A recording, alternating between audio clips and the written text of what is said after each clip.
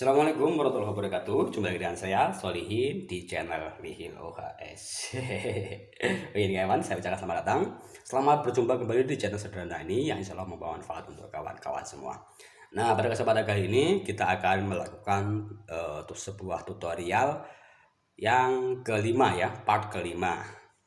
Setelah kemarin nasabah, tabungan, pembiayaan, dan akunting, namun hanya terbatas pada transaksi kas, sekarang kita membuat rasio keuangan ya. Tutorial rasio keuangan dan proses akhir bulan. Nah, di sini ada rasio keuangan LDR, loan to deposit ratio. Ini ya. Ini perlu kawan-kawan semua pelajari ya. Kalau saya untuk mengajari di sini kayaknya kurang pantas ya, karena masih terbatas dengan pengetahuan. Silakan pelajari Google ya, lewat Google. Cari-cari saja ya. Cara mempelajari rasio keuangan misalnya seperti itu. Nah, untuk yang kriteria sehat ini seperti ini ya. Untuk kriteria sehat ini persentase yang ini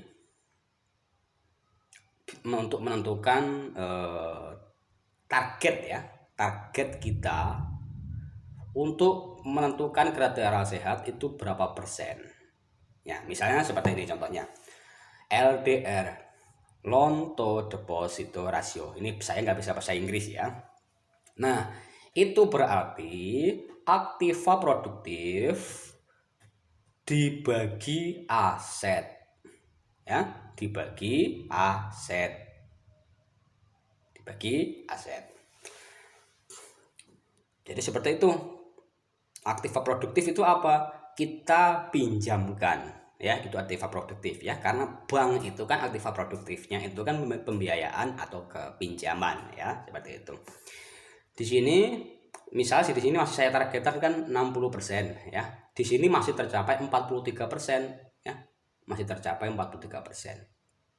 Oh ya, saya ingatkan kembali untuk kriteria ideal ini silakan lakukan di rapat umum pemegang saham ya. Nah, kembali lagi di sini aktiva produktif dibanding aset dibagi dengan aset. Nah, di sini saya kasih keterangan-keterangan ya, ini masih defisit ya. Agar bisa surplus seperti ini masih ada lagi harus pembiayaan 14.846.711 ya. Kita coba. Ini masih ada 14 juta ya. Agar menjadi sehat, kita kurang 14.846. Oke. Sekarang kita bulatkan saja menjadi 15 juta. Misal contohnya seperti ini. Kita lakukan pembiayaan terlebih dahulu. Dan ini maaf ya, ini saya blur saja ya. Saya blur saja. Di sini saya blur karena apa? Ini terkait dengan identitas diri ya. Oleh pihak YouTube tidak diperbolehkan menampilkan identitas diri. Saya blur saja, saya tulis nomor identitasnya ya, nomor identitasnya, NIK KTP.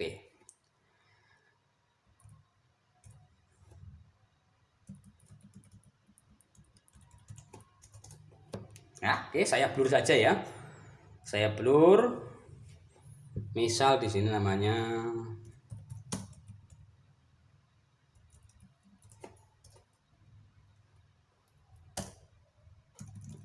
ngarang-ngarang saja. Jumlah pembiayaan tadi kita berapa? 15 juta ya. 15 juta ya kita bulatkan. Misal bagi hasilnya 4.500.000. Misal ini ya.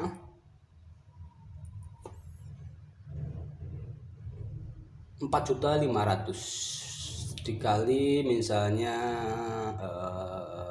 12 bulan. Kita pilih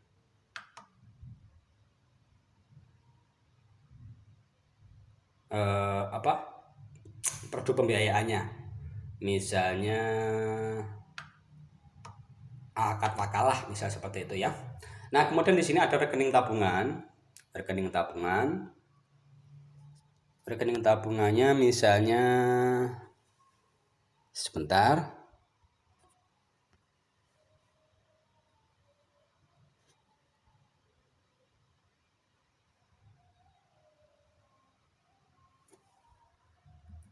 Ini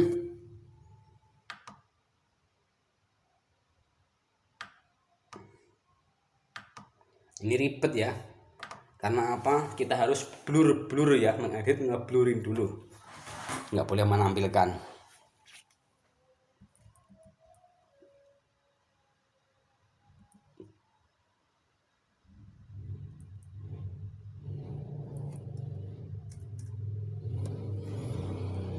Oke, sekarang kita simpan. Nah, sini. Sekarang kita lihat di rasio keuangan lagi. Nah, di sini kok masih tetap, ya? Kok masih tetap belum sehat? Karena apa? Asetnya masih utuh, ya. Asetnya masih utuh. Atau asetnya malah bertambah, ya. Karena apa? Ketika kita pembiayaan, kita melakukan input pembiayaan, maka sudah otomatis dananya akan ditransfer ke rekening tabungan, ya. Coba kita lihat dari rekening tabungannya. Nah, ini ya, sebesar 15 juta rupiah itu masuk di rekening transaksi tabungan, ya. Kita harus melakukan penarikan terlebih dahulu agar tadi menjadi sehat, ya. Karena dia pembiayaan, maka akan ditarik sebesar 15 juta. Kita blur lagi ya di sini ya, kita blur.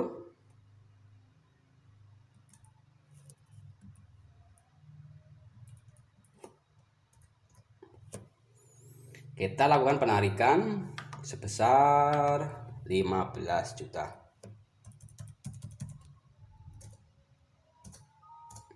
Nah, seperti itu. Oh ya, biasanya kalau ada pembiayaan, biasanya itu kan ada biaya administrasi dan biaya lain sebagainya, atau untuk baitul mal dan lain sebagainya. Silakan lakukan input datanya di transaksi kas masuk, ya. Silakan. Misalnya penggunaan materai, seperti itu, ya. Berapa? Silakan dilakukan input di kas masuk. Atau lagi misal ada lagi kalau untuk bank syariah biasanya itu ada baitul mal, dana baitul mal seperti ini ya, yang kita salurkan ke yatim piatu, kaum duafa dan lain sebagainya, ya. Silakan diinput di sini. Atau ada lagi misalnya administrasi pendapatan ADM pembiayaan, misalnya seperti itu ya. ADM-nya berapa sebagai pengganti tinta, pengganti kertas, seperti itu ya. Oke, sekarang kita lihat di rasio keuangan ya. Setelah tadi ada pembiayaan, kemudian ada penarikan tabungan setelah pencairan, kemudian kita lihat lagi di rasio keuangan. Apakah sudah sehat? Nah, sudah sehat ya. Sudah sehat. Nih, surplus 153.289.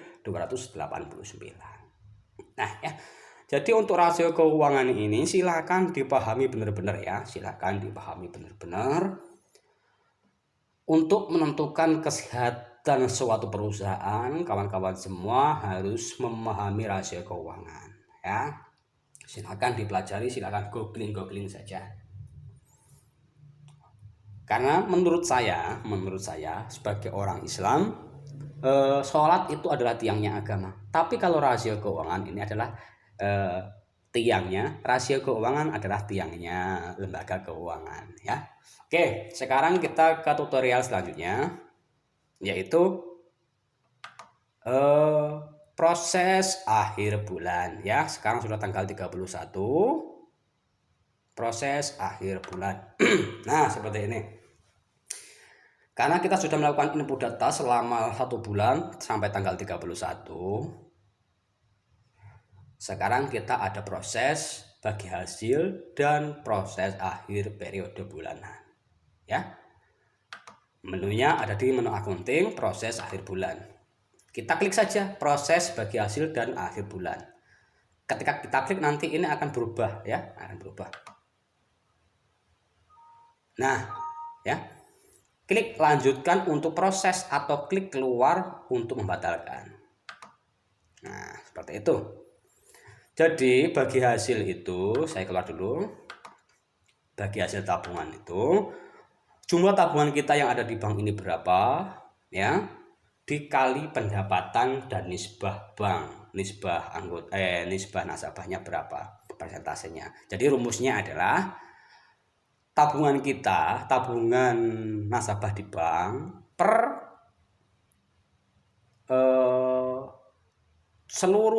total seluruh tabungan yang ada di bank, kemudian dikali pendapatan dan dikali nisbah, seperti itu ya. Kita klik proses bagi hasil, kita suruh klik lanjutkan, kita klik lanjutkan saja. Oke, nah ini ya, Solihin dapat bagi hasil 379.000 sekian, tabungan Umi Rosidah sekian, dan ada lagi sekian ya. Kita klik off. Proses bagi hasil dan proses akhir bulan selesai. Silakan lakukan print out laporan untuk bukti fisik. Silakan lakukan print out laporannya. Oke, kita klik off. Sudah, kita selesai, kita klik keluar. Sekarang kita lihat transaksi tabungannya orang-orang tadi. Nah, di sini ya sudah ada sandi 3. Ada sandi 3, yaitu bagi hasil, atau kalau di bahasa bank umumnya adalah bunga. Oke, kemudian kita klik akunting, kita lihat neraca, kita print out. Nah, ini neraca bulan lalu ya. Bulan lalu masih sama ya, karena ini masih proses pemindahan saja ya, masih sama dengan yang neraca sekarang ini. Nah, seperti ini.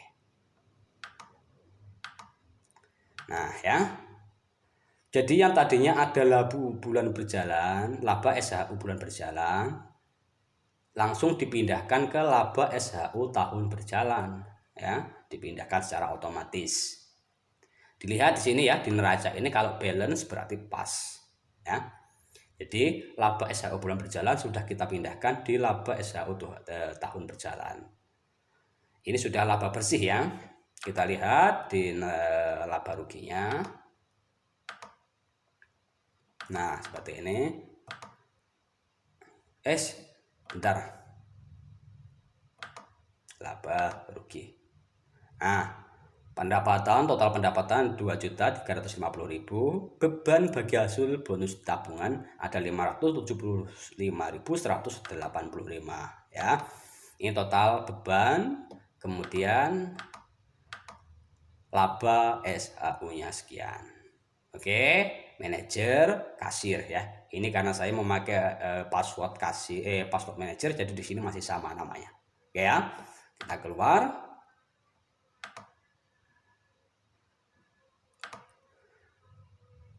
Dan kita lihat rasio keuangannya. Nah, yang kemarin tidak ada rumusnya sekarang menjadi ini ada nilainya ya. Tapi di sini masih kurang sehat ya. Kenapa kurang sehat? Silahkan dipelajari. Oke, itu saja yang bisa saya bagikan. Link download ada di tutorial awal ya. Oke, saya akhiri. Wassalamualaikum warahmatullahi wabarakatuh.